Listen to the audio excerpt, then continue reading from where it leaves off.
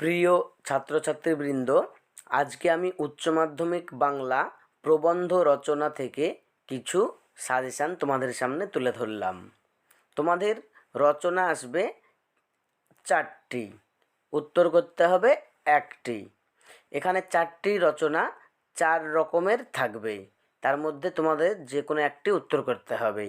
তো আমি প্রথমেই যেটি থাকবে যে মানুষ মানচিত্র অবলম্বনে প্রবন্ধ রচনা, আর শেষে যেটা থাকবে সূত্র অবলম্বনে প্রবন্ধ রচনা, এই দুটি অংশ থেকে কিছু তোমাদের সামনে তুলে ধরলাম। এগুলো প্র্যাকটিস করবে, তাহলেই আশা করি তোমরা এখান থেকে প্রশ্নগুলি পেয়ে যাবে। প্রথমেই দেখে নিই প্রদত্ত সূত্র ও তথ্য অবলম্বনে প্রবন্ধ রচনা। 1. প্রতিদিনের জীবনে বিজ্ঞান। 2. ছাত্র ছাত্রীদের দায়িত্ব ও কর্তব্য। 3. পরিবেশ দূষণ ও তার প্রতিকার। 4. শিক্ষা বিস্তারে গণমাধ্যমের ভূমিকা। 5. বিশ্ব উষ্ণায়ন। 6. আধুনিক প্রযুক্তি ও মানব সভ্যতা। 7. উন্নয়ন বনাম পরিবেশ। 8. শিক্ষায় ও চরিত্র গঠনে খেলাধুলা। 9. বিজ্ঞাপন ও দৈনন্দিন জীবন। 10. বাংলার ঋতু বৈচিত্র্য।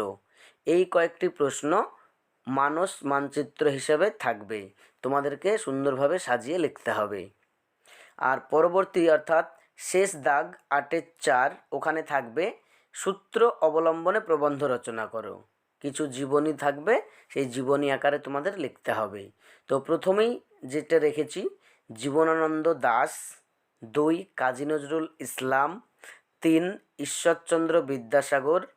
4. মাইকেল মধুসূদন দত্ত। 5. স্বামী বিবেকানন্দ। 6. মহাশ্বেতা দেবী। 7. এপিজে কালাম। 8. সৈয়দ মুজতবা আলী। 9. শঙ্খ ঘোষ।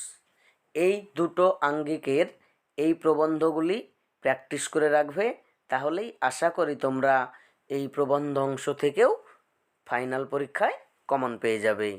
পরবর্তী বিষয়ের ভিডিওগুলি পেতে চ্যানেলটি সাবস্ক্রাইব করে পাশে থাকা বেল আইকনটি অন করে রাখো।